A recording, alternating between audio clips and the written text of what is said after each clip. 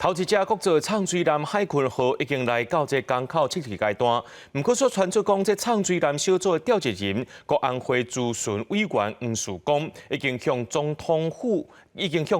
蔡英文来请示咯。这立委黄珊珊，也就是黄树光的小妹，也对外证实这项消息。外界也伫咧烦恼讲，这去影响到未来7只畅水南的规划。针对这部分，总统府和国安会会设立先进国防事务办公室，继续打造畅水南。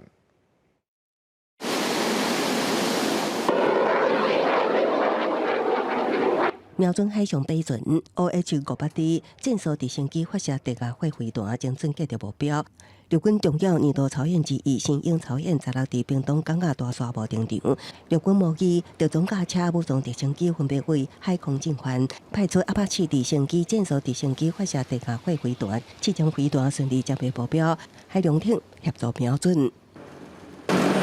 另外，海军256舰队会伫5月暗时伫高雄外海进行空战空袭操演，会出动海龙海虎舰舰演练水下作战。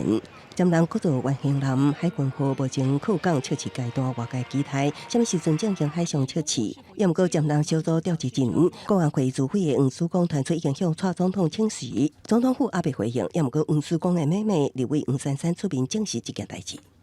刚好也是政党轮替嘛，我觉得这个是他工作上负责任的态度啦，本来就应该跟着这个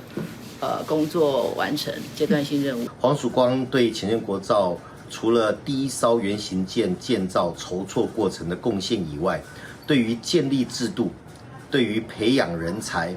对于公法的取得以及后续舰的规划，我想这也是黄曙光的贡献之一。舰舰各做经过20年，总算等到海空号完成。黄曙光是重要推手，任内专业团队突破困难，处理安全装备。虽然家己设备丰富，有缘坚守工作定着进度。前海军顾问桂树讲，黄曙光受真侪委屈，有缘伫5日空下认真正拍拼解决舰舰问题。潜舰国造所面临的困难，可能国人不知道，现在的困难远比我们过去的6年还要艰巨，还要棘手。但是他